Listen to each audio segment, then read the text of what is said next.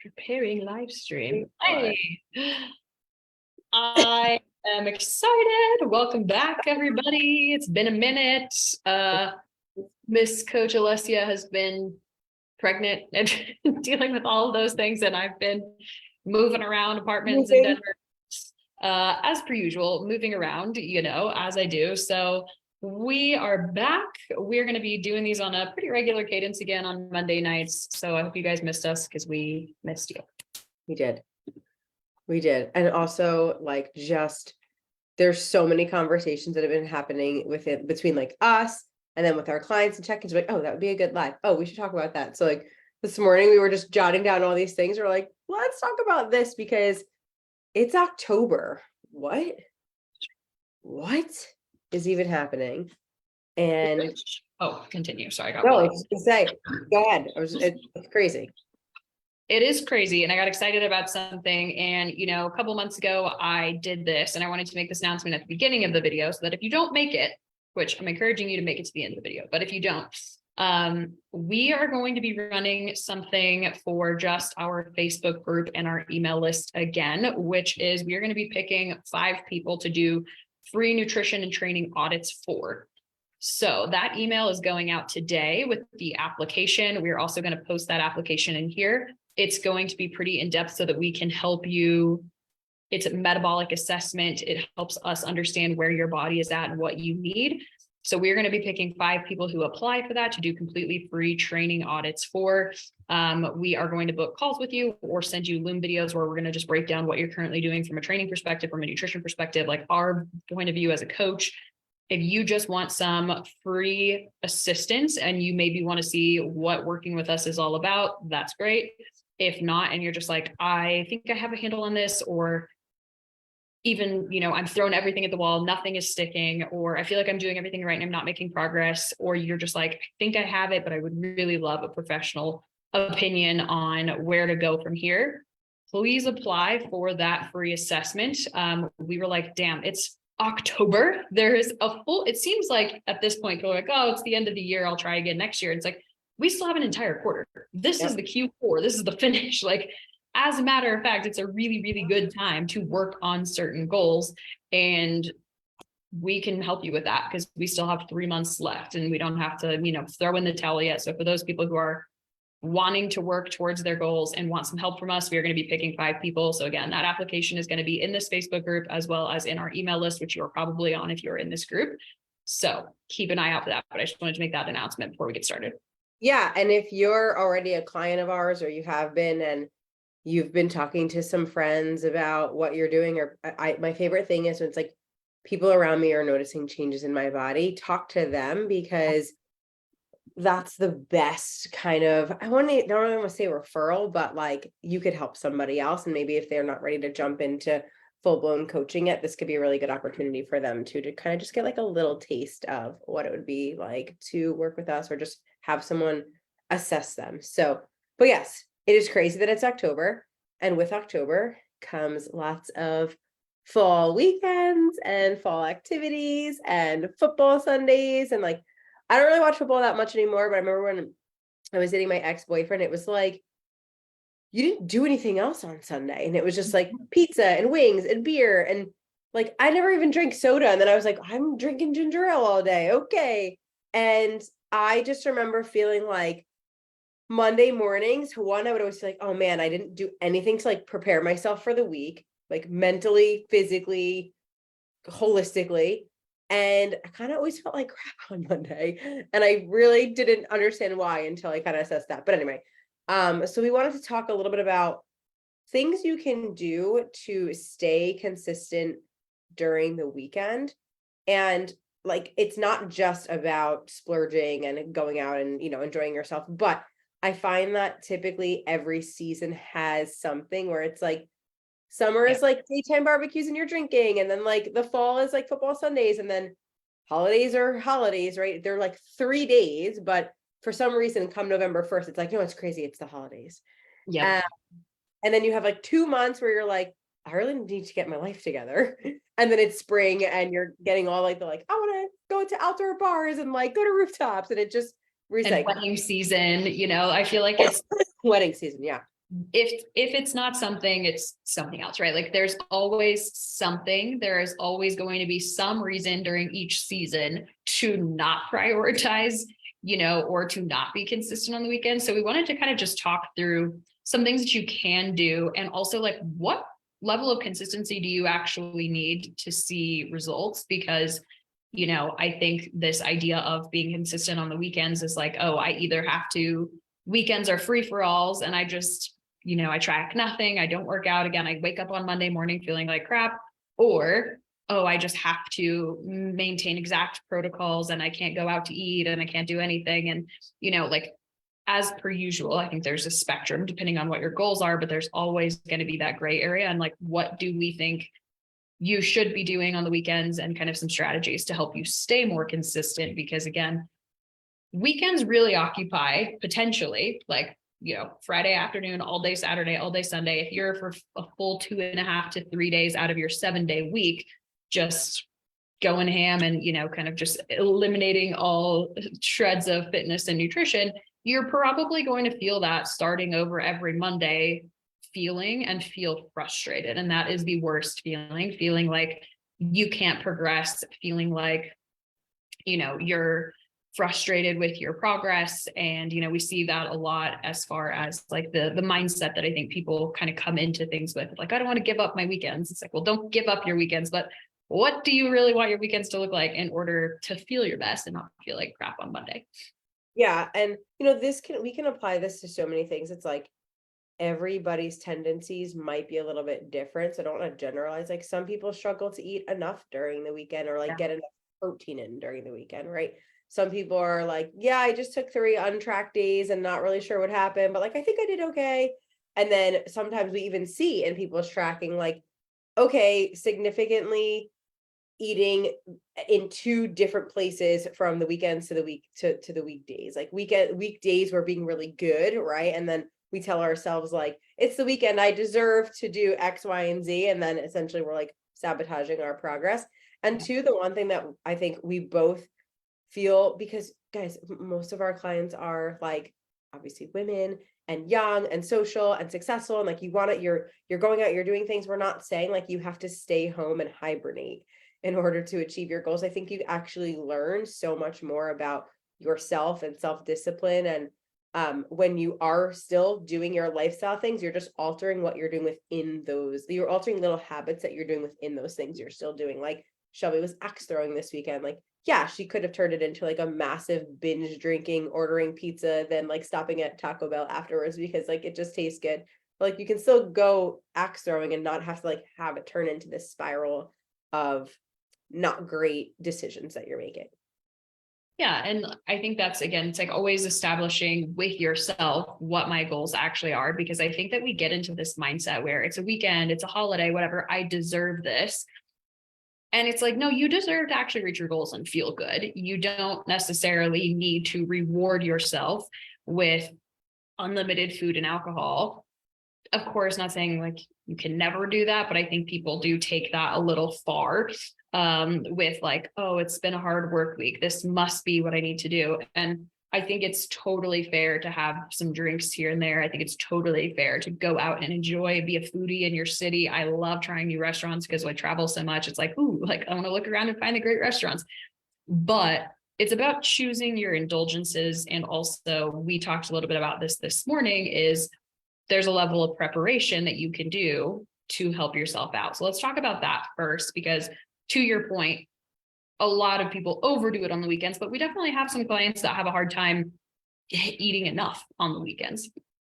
Right. So think about on a day, and like I love saying this to my clients, I'll pick a day where they like did really well with their macros. It's like, what'd you do that day? It's like, oh, well, I was prepared and I brought lunch with me, or I had protein prepared for that day. So when I got home from work, I could just heat up some chicken and throw some sweet potatoes together and then like put some of one of my favorite sauces on it. So preparing yourself just as well as you do for the week, where maybe you have a little bit more of a routine during the week and your weekends, which they're meant to be like a little bit more freeing and open, right?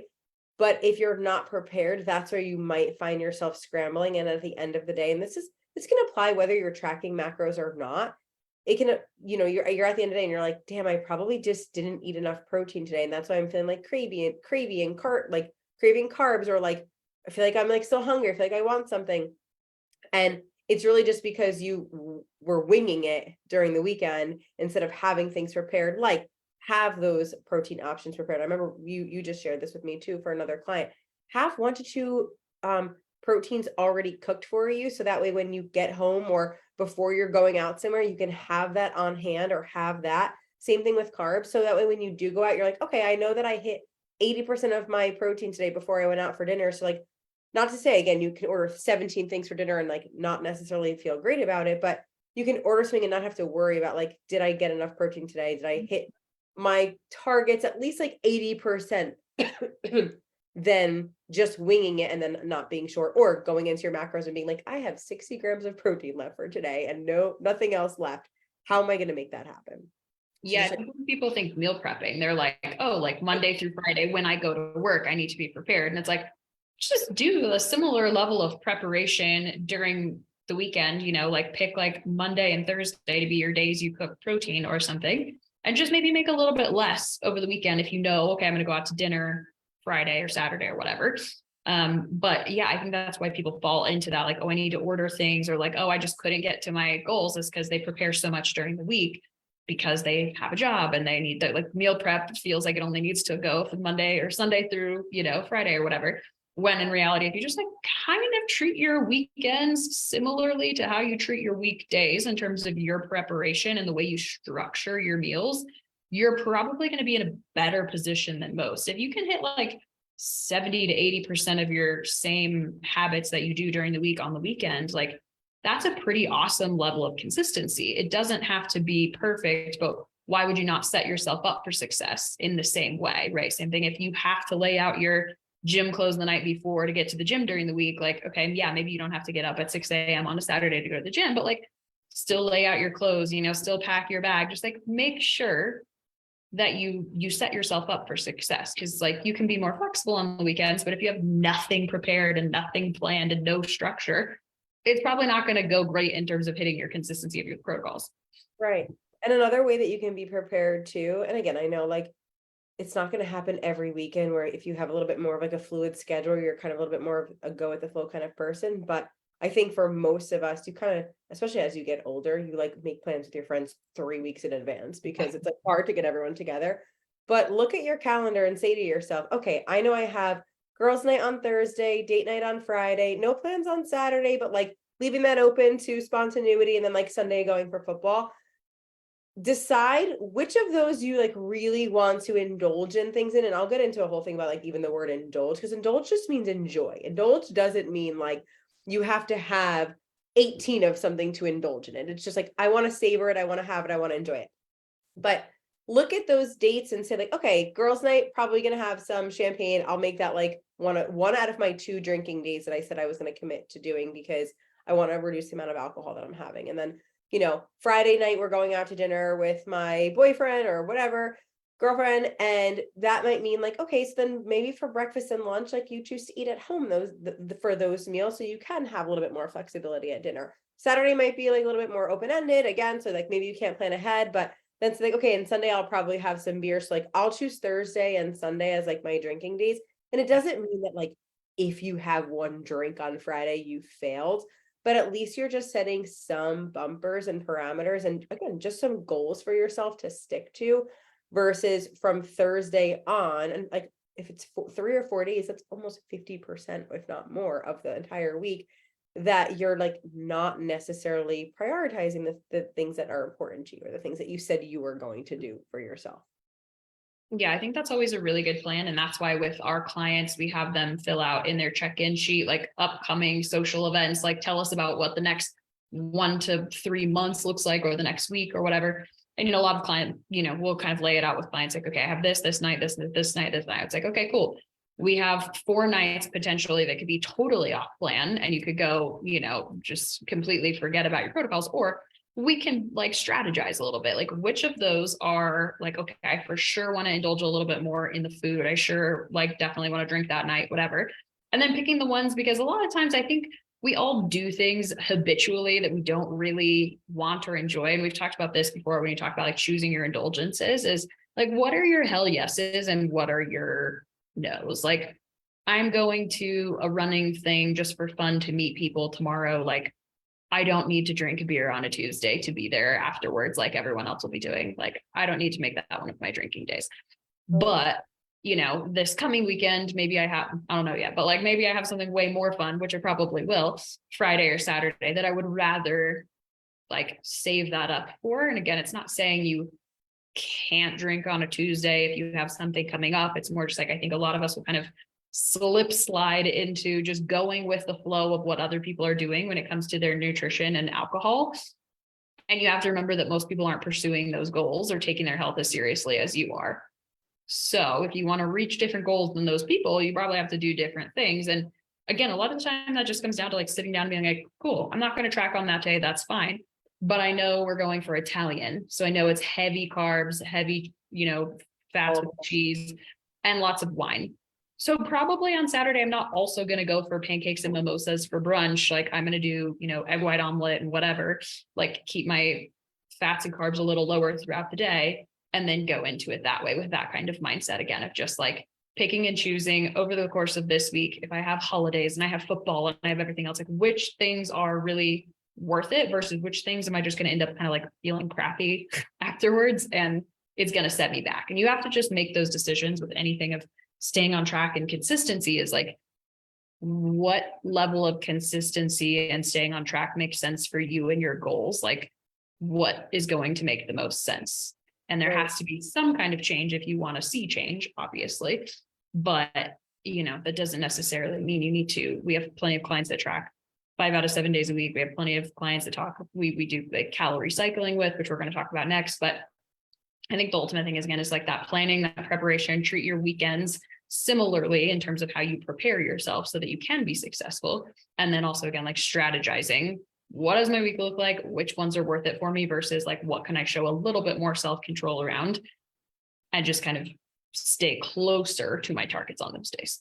Yeah. And what you said too, and then this will kind of lead into the calorie cycling is when people think about balance, right? Like, I think it's this like kind of funky word that's out there, but exactly what you just said is really the definition of what balance is. It's like, okay, if I know I'm doing this at night, I'm just going to balance out the rest of my day to make the rest of the night make sense. And you can do that with your weeks too. So again, if you're someone who you're like, my Monday through Friday, I'm great because I have a schedule and I'm sticking to something.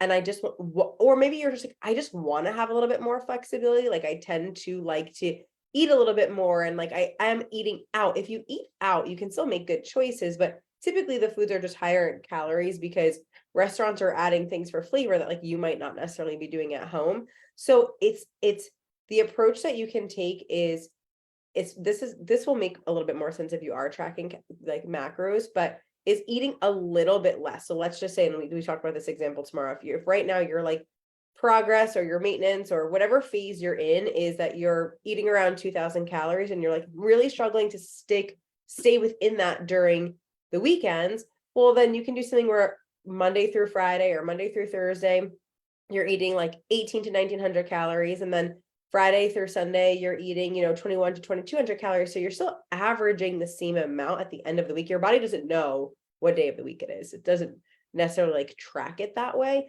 But at the end of the week, you're still eating around the same amount and you're not having these huge highs and lows or these huge like deficits and splurges where during the week you're eating 1400 calories, constantly food focused. You're not having enough, you don't have enough energy. You're training during the week. You're finding yourself like craving and hungry. And then it's the like, well, I was so good and so, let's be honest, restrictive during the week that now I deserve to have this weekend. And that splurge can then put you over and end up, having you be in like a surplus that necessarily isn't serving you for like what you're trying to accomplish right now. 100%. I think that's a great reason to track your calories to some degree is you'll be able to actually see that and kind of make those decisions versus just saying, like you said, I think naturally a lot of women have been taught that they just need to eat less and like they're doing good if they're starving basically. And I've seen that a lot as far as like the reason people go overboard, like you said, on the weekends is because they don't have really that grasp of nutrition. They don't know how much they're supposed to be eating, which is a great reason to do an audit with us. But you know, having that calorie target, even if it's a range, is really, really helpful for kind of, like you said, it's like putting the bumpers up, because we see that with people going kind of like off the rails on the weekends is they tell themselves they're only good if they're basically under eating and eating as little as possible and skipping breakfast during the week. Like, oh, I was so healthy, I didn't eat anything good, I just ate salads and stuff. And then that kind of catapults you into that, like, overdoing it on the weekends, right? Whereas there's definitely more of a like, let's close the gap a little bit, but it's okay to still have a little bit of a gap. This is something that we do intentionally with some of our clients, again, who have very busy social lives on the weekends and are okay with, okay, maybe like you said, we eat just a little bit less, but it's still a healthy amount for fueling your training and your energy levels and, you know, making sure your hormones are in a good place. We're not saying starving. We're just saying intentionally and intelligently manipulating your calorie intake so that you have a little bit more room. Because again, we're looking at averages when it comes to your body. We're not looking at like exact, like, okay, well, I hit this on a Wednesday and my body knows it's Wednesday, so I must be at 2,000 calories to move forward. And if I'm not at 2,000 calories, I failed today. It's like, hey, let's look at the bigger picture here. So like you said, I think that was a good example of like, maybe you do 1,800 during the week, you have a 200 calorie buffer that you now get to allot to the weekends. That works if you are being pretty intentional on the weekends. Again, if you give yourself that buffer and then just completely blow past it and ignore it, that's a different story. But you can really intentionally set yourself up with a calorie range and cycle and approach that makes sense for you in your life. It doesn't have to be whatever the most recent calculator you put your numbers into spit out. Like, find a more intelligent approach for you. And if that means, again, working with us or doing an audit with us to kind of set up what your week and weekends should look like, I think that that's a good idea.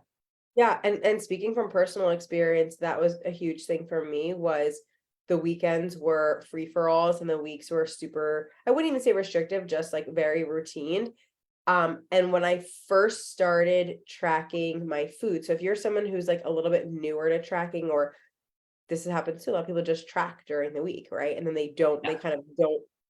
When I would encourage you to track your food for a solid 7 days and just look at the trends. Like, don't do anything special, don't change anything, but just look at the trends of like what your week looks like. And when you start realizing like, oh wow, I have to input a lot more things on the weekends. Like, I didn't realize how much room alcohol was taking up as far as calories was going. It's like, oh, I had 5 beers and I didn't realize it's like 500 calories that could have been like chips and guac or like something else. I mean, that again, that's to your prerogative. But when I started doing that, I started to realize like the trends of my week. And I was like, I didn't even know that that was a concept. How do I make this a little bit more balanced where I can still enjoy myself, but not feel like I have to wait for the weekend to do it, or like hold out for the weekend, hold out for dinner, on a date night on Wednesday to enjoy myself. And for me, it was actually including some more of those like fun foods during the week and not associating like the fun foods with a weekend. Yeah. And it could just be like, oh, it's a Wednesday and I do want to order pasta and I can do that. And it almost takes away this desire to like have to do something like that on the weekend because it's the weekend and I have to enjoy myself. And in order for me to enjoy myself, it means that I have to polish off a bottle of wine and, eat like everything under the sun kind of thing. Yeah, and we could talk about mindset around like what enjoying yourself means all day long. But I think, taking your week by week, right? And like knowing like you might have a week where you have nothing going on and nothing social. And like you said, like if I have a weekend where I have no plans and it's like I'm gonna work all weekend and like go to a coffee shop and stuff, I'm not gonna like go order an entire pizza and like go out just because it's the weekend and I need to enjoy myself in that way and go out. It's like look at each week as its own individual week and its own opportunity to like come up with a new strategy. Not every single day has to look the same. Not every single week has to look the same. But I think establishing each week your non-negotiables for that weekend is another good strategy for success, because something that I've seen definitely with some clients is like, again, everything's going well during the week. And then the pattern that I see is like, oh, well, we didn't make protein a non-negotiable, obviously, because like, okay, you overate on calories on Saturday and Sunday because you hit 60 grams of protein. again, if you could just establish, okay, my non-negotiables are minimum 100 grams of protein, minimum 20 grams of fiber, minimum 8,000 steps before I go out, minimum whatever. Maybe I'm not tracking everything fully. Maybe I'm not fully hitting my exact macros. Maybe I didn't train that day. Like maybe I did have alcohol, but I almost guarantee if you set up 3 to 5 healthy non-negotiables for your weekend, you're going to make better choices throughout the weekend simply because you're starting and prioritizing your health focused goals. Again, if you start your day with, I have nothing prepared, I have nothing planned, I have, like I've already messed up because I had a mimosa at brunch, so I might as well just make it a bender of a day. It's like, okay, or you could say, I had a more indulgent brunch and some alcohol, so I'm going to make sure to have vegetables with my next meal so I get my fiber. I'm going to make sure to chug some water and electrolytes after this to make sure I feel good. Like if you just pick some non-negotiables that are similar to what you do during the week, I can almost guarantee that your weekends are going to be more successful.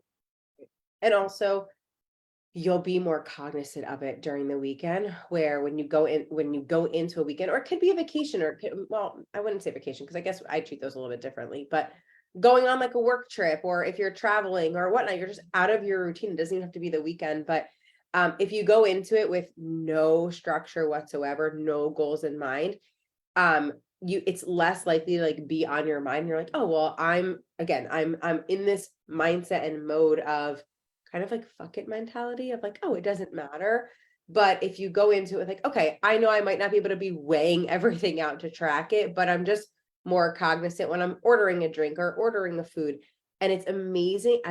This is my favorite part. Like, yes, we definitely look at numbers and averages, but when clients come to us after a weekend away and it's like, wow, I actually went away with the girls and didn't come home feeling like I had to start over on Monday, or felt like I was in so much more control and had more self-control over things that I didn't think I honestly had before. Like everybody has it inside of them, but you have to make those decisions before you get to the girls' weekend or whatever it is. So like, I'm going to be good to myself this weekend. I loved what you said earlier too, is like, when you think about how you actually want to enjoy yourself, is like self-sabotaging actually part of enjoyment? Probably not, right? We like associate enjoying ourselves with like overdoing things, like escape the reality of like what we're thinking about. But what does that feel like on Monday morning when you wake up? And like, think about that before you go into weekends. Like, I want to wake up on a Monday morning and feel like I actually accomplished shit this weekend, not like I had to do this to enjoy myself. But like I actually took care of myself and still had a good time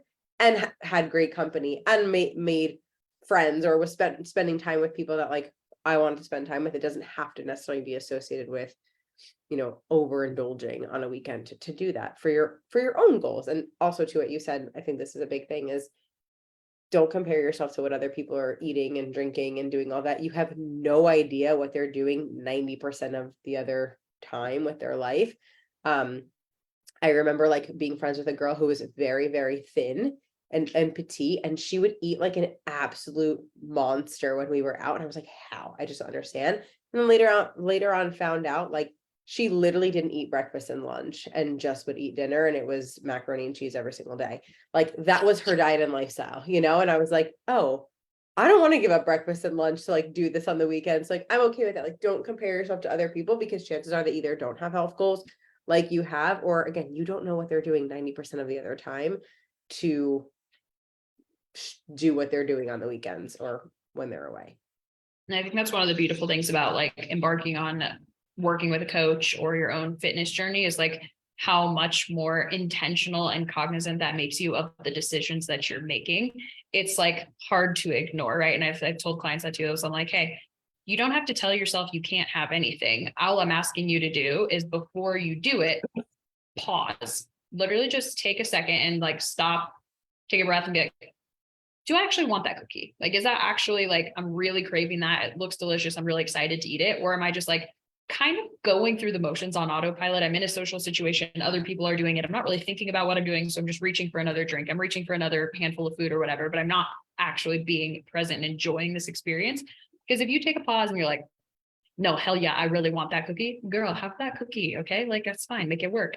Like we're not talking about restricting everything here. It's more just, again, that like being intentional, because you have to be more intentional with the decisions that you're making about what you're putting into your body if you want to change your body. Like, you don't have to give everything up. You don't have to be restrictive. In fact, we would highly encourage you not to be, but you do have to be more decisive about what things are worth it to you and what things are serving you, as opposed to just kind of, again, that autopilot mindset that a lot of us find ourselves in social situations. Right. And the last thing that I'll add is just, I think when we hear the word discipline, it sounds so rigid and it almost sounds so negative, but it's really not. It's just deciding that, how do you want to feel after that feeling has already gone of like, and again, like one cookie is not a big deal, but it can lead into like, okay, well, I'm out to dinner and now I'm having like 2 appetizers. I'm getting the biggest thing on the menu, and then I'm going to have like a dessert with it, right? It's more of asking yourself, like, do I actually want this? But am I disciplined enough to be like, I don't, and it's okay, and I can move on from it. And the feeling that you feel after that, of that sense of accomplishment of like, you know what, the next time I want to order that brownie bottom pie, like I will get it when I really want it, but now I can differentiate between the difference of like really wanting something or just thinking I should have it because there we go. I should have it because I'm out to dinner and I had a rough week or whatever it is. It's like that self-discipline and that self-talk will teach you so much more about yourself, and do that week after week after week. And then you start to see the outcome of the progress. And now you can associate like the decisions I made 5 weeks ago over time is why I'm here. Not because I didn't make those choices or like I decided to like quiet that voice in my head. 100%. And you do not have to be tracking your calories, you're tracking your macros to make those types of decisions. Again, like, your body doesn't know that you plugged it into MyFitnessPal. So I think, just making, again, preparing for your weekends the same way as you prepare for your weeks. I think also thinking about how you make choices with your food similarly, whether you are tracking it or not, because you can still have that, decision making, that pause, that more intentional, like passing on things that are not really that worth it to you without tracking anything. So if you're not tracking macros and you're like, I don't know how to calorie cycle, you don't need to be doing that to be able to do the things that we've been talking about today. If, again, still establishing your non-negotiables, still preparing things to make you, set yourself up for success on the weekends, still having a strategy, still having some structure, you don't have to track your calories in order to do those things. Yep. And worst case scenario that comes out of this is like, you actually will just become a healthier person in general. Like, it takes time to stack up these habits, but when you can do this for weeks at a time, months at a time, like years later. I used to have so much anxiety going out with friends of like, what am I going to order? And do I order the healthy thing, or do I splurge, or like, do I eat the bread? Do I not eat the bread? And now I don't even have to, well, not now, but for a long time, I didn't have to, we're going through some stuff over here, but and even that too, I don't have to think about that anymore. It's like, I'm going to go for the sake of the company, for going to a really great restaurant. You better believe I am looking at the menu beforehand, not because I'm stressed about what I'm eating, but I'm like, what am I going to want tonight? Yeah. It will change. You'll have such a healthier relationship with yourself, food, but in general, like, know how to truly make the best choices for you. Even if it's not the healthiest thing on the menu, you'll know that choice was the best thing for you, and you can kind of like figure that out over time. 100%. I feel like we could always talk forever about all these things. We're like, let's make this quick. And then 40 minutes later, we're like, we get off this. We're so excited and passionate about this stuff. And then we're like, all right, maybe shorter next time. But I know a couple of you guys tuned in because I saw a couple likes on the video while we were doing this. But again, if you've made it this far, look out for that application for our free metabolic assessment, free training and nutrition assessment. If you, again, are not a client and you are wanting some expert help to maximize your Q4, still talking in like, as if I'm like at my corporate job, Q4, it's the final stretch, really pull in those last minute deals. But seriously, you can do a lot with 3 months. So don't totally discount your weekends. Don't totally discount the last 3 months of the year. Let us know if you need any help and any assistance, and we'll catch you guys next time. Bye. Bye.